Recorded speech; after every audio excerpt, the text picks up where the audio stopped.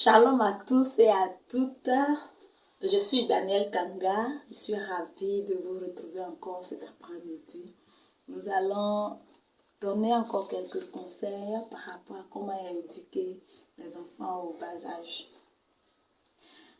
Nous prenons d'abord la parole de Dieu dans Deutéronome 6, verset 6 à 8 qui dit « Et ces commandements que je te donne aujourd'hui seront dans ton cœur. Tu les inculqueras à tes enfants et tu en parleras quand il sera dans ta maison. » Excusez-moi, quand tu seras dans ta maison, quand tu iras en voyage, quand tu te coucheras et quand tu te lèveras.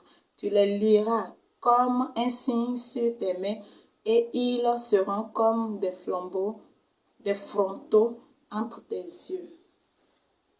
Voici un peu ce que la parole de Dieu dit. Le verset qui me touchait un peu dans ce que je viens de lire, c'est le verset 7 surtout, qui nous dit « Tu inculqueras à tes enfants ». Quand on parle d'inculquer, c'est graver quelque chose dans la mémoire de quelqu'un. Et donc Dieu demande aux enfants d'Israël de graver sa parole, ses commandements qu'il leur donne dans la mémoire de leurs enfants qui vont suivre. Et partout où ils iront, qu'ils soient couchés, qu'ils soient en voyage, qu'ils doivent avoir cela sur les mains et même entre les yeux. Ce qui signifie que nous ne pouvons pas éduquer nos enfants sans la parole de Dieu. Si nous voulons avoir un modèle parfait, si nous voulons avoir des enfants qui demain ne se détourneront pas du bon chemin et qui auront la crainte du Seigneur et qui, à cause de cette crainte du Seigneur, rangeront leur vie pour faire plaisir à Dieu et honorer leurs parents, c'est dès maintenant que nous devons leur inculquer les valeurs du royaume des cieux. Ne disons pas que nos enfants ce ne sont que des enfants, ils ne sont pas encore intelligents, ils ne peuvent pas retenir, ils ne peuvent pas pratiquer. Non. Savez-vous que dès le sein maternel, l'enfant entend tout ce qu'on dit. Il réagit en fonction. Quand nous prenons l'exemple de Jean-Baptiste, lorsque Marie est arrivée chez les parents de Jean-Baptiste, alors qu'Élisabeth était enceinte de 6 mois, la Bible nous dit que quand Marie a salué et que la voix de Marie a sonné, l'enfant a tressailli dans le sein de sa mère. Ce qui signifie que même dans le sein de la maman, l'enfant entend ce que nous disons. Et donc, tout ce que nous disons, tout ce que nous faisons va contribuer à forger le caractère de l'enfant. Si nous lui parlons de la parole de Dieu chaque jour, même quand il est bébé, même quand il ne comprend pas, si nous lui lisons, l'enfant s'habitue et cela reste gravé dans sa mémoire. Et comme on le disait tantôt dans l'autre vidéo, instruis-le dès la voie qu'il doit suivre maintenant, pour que quand il deviendra vieux, ne s'en détourne pas. Et c'est ça qui se passe ici. Nous devons inculquer à ces enfants la parole de Dieu dès le bas âge. Leur expliquer que Dieu, c'est celui qui nous a créés. Et il t'a fait tel que tu es parce que c'est ce qu'il voulait de toi. Vous voyez, les enfants sont comme une page vierge. Voici une feuille. Elle est toute vierge. Rien n'est là-dessus. Et quand un enfant vient au monde, l'enfant ressemble à cette feuille-là, où rien n'est encore dessus. Rien n'est encore dans son cœur, dans son esprit. À nous, les parents, d'écrire dans la vie de cet enfant, de remplir cette page vierge que l'enfant est. Et donc, la grande responsabilité nous revient. Si nous devons remplir cette feuille et que nous la remplissons avec des ratures et des dessins qui ne signifient rien, on verra que cette feuille n'a plus de valeur et on va la froisser, tout simplement la jeter. Mais si moi, je veux remplir cette feuille pour quelque chose d'important, par exemple, je fais une demande d'emploi, je prendrai soin de remplir cette feuille soigneusement et obtenir exactement ce que je veux. Et donc, si par exemple c'est un cœur que je voudrais dessiner, je prendrai mon temps et je ferai mon cœur. Je ferai mon cœur. Je prendrai mon temps et je ferai mon cœur. Alors, j'ai fait un cœur. Ça, c'est exactement le cœur que moi, je veux avoir sur ma feuille. Et si je donnais à quelqu'un d'autre pour me faire ce cœur, certainement cette personne ne réussira pas à faire exactement le cœur que moi, je voudrais avoir. C'est à peu près la même chose avec l'éducation de nos enfants. Ce sont des pages vierges que nous devons remplir. Généralement, comme les parents n'ont pas le temps, on confie l'éducation des enfants à la nounou ou à l'instituteur ou au professeur ou je ne sais pas, celui qui suit l'enfant. Mais celui qui suit l'enfant inculquera à l'enfant les valeurs que lui connaît. Celui qui suit l'enfant donnera à l'enfant, transmettra à l'enfant ce qu'il sait. Et ce que l'autre sait n'est pas forcément ce que moi, le parent, je sais ou je veux. Donc vous comprenez combien de fois il est dangereux de laisser nos enfants dans la main des autres pour leur éducation. Nous, parents, c'est nous qui devons poser les bases. C'est nous qui devons commencer.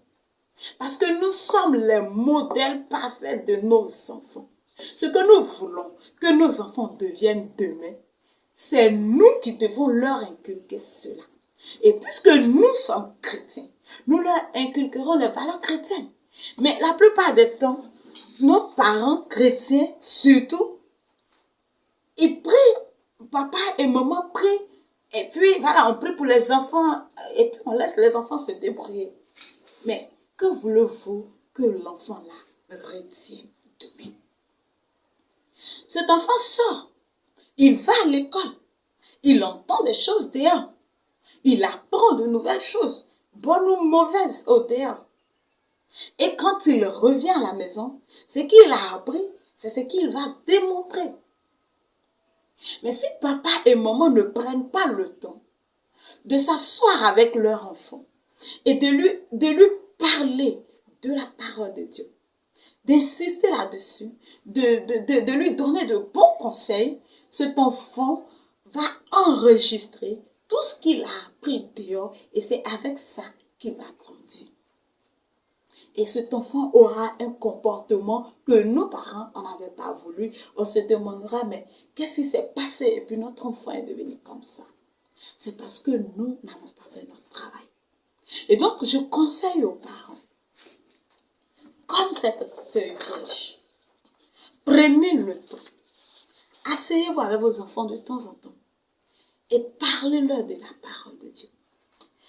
Je l'ai dit tantôt dans l'autre vidéo, on peut faire des illustrations pour que les enfants, les tout petits, puissent assimiler. On peut même leur donner un crayon, une feuille, leur demander, ok, voici, par exemple, on parle de Samson, par exemple, ce jour-là, on médite sur Samson et l'enfant s'imagine des choses, puisque pour l'enfant, quelqu'un qui a la force, c'est quelqu'un qui est grand et tout, et en forme. Donc, on va donner une feuille, des feutres à l'enfant pour qu'il puisse dessiner soit Samson. Il va faire ce qu'il sait faire et vous comprendrez que demain, quand vous allez demander à cet enfant de quoi on a parlé la dernière fois, il va se souvenir parce qu'il a pris un crayon, il a dessiné et il a capté la chose. Donc avec les enfants, il faut beaucoup de pratique et ne surtout pas les écarter pendant nos temps de prière, nos temps de méditation. C'est très important. C'est à la maison que ça commence. C'est là qu'ils vont commencer à apprendre la parole de Dieu et à l'église, les moniteurs et les monitrices vont juste ajouter. Il y a des enfants qui connaissent la parole de Dieu parce qu'ils ont appris à la maison. Et quand il vient à l'église, souvent quand la monitrice vient, le moniteur se trompe, l'enfant dit, mais Moni, c'est pas ce que papa m'a dit à la maison, mais c'est pas ce qu'on a appris. Et alors, la monitrice ou le moniteur corrige. Et donc, ne disons pas que ce sont des enfants. Oui, c'est vrai, ce sont des enfants. Mais leur capacité spirituelle est très développée. Ils sont très sensibles à la voix de Dieu. Ils sont très sensibles à la voix de Dieu. Et de la même manière, Dieu parle aux grands, Dieu parle aussi aux enfants. Il y a plein de cas dans la Bible. Si nous prenons le cas de Samuel, Dieu lui a parlé. Si nous prenons le cas de Jérémie, jusqu'à ce que Jérémie dise à Dieu, mais je ne suis qu'un enfant. Et Dieu lui a dit, tu n'es pas, on ne dit pas que tu es un enfant. Parce qu'avant même que ta mère ne soit sainte, je te connaissais.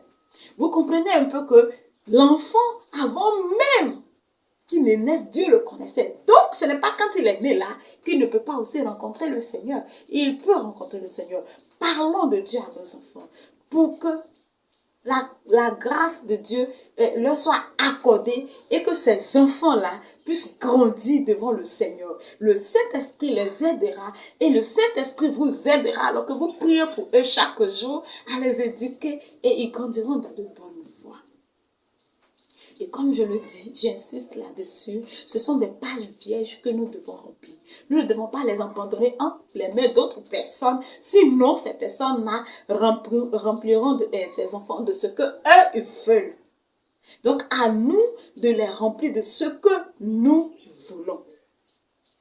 Et aussi, nous sommes leur modèle. C'est sur nous qu'ils doivent copier premièrement. Avant qu'un enfant ne sorte dehors à le prendre un caractère venu, c'est ce qu'il aura appris à la maison d'abord qu'il va démontrer. Et donc, nous devons veiller sur nos actes et sur nos paroles que nous prononçons devant les enfants. Si dans une famille, on passe le temps à injurier, ne soyez pas surpris que cet enfant ne fera qu'injurier. Chez nous en Afrique ici, on voit ça. Des enfants de rien du tout qui injurent même des grandes personnes. Parce qu'ils ont, c'est ce qu'ils entendent, c'est leur quotidien, c'est ce qu'ils entendent à la maison. Ou alors, des parents qui se bagarrent. Quand il sort, il sait que si on fait quelque chose à l'autre, on ne pardonne pas, parce qu'à la maison, on ne pardonne pas. Et donc, lui aussi ne pardonne pas. Il rend le coup et ce n'est pas bien. Donc, nous devons veiller sur ce que nous faisons et sur ce que nous disons devant nos enfants. Nous sommes leur modèle. Que Dieu vous bénisse abondamment. Et on se reverra très bientôt. D'ici là, portez-vous bien, que Dieu vraiment vous aide dans l'éducation de vos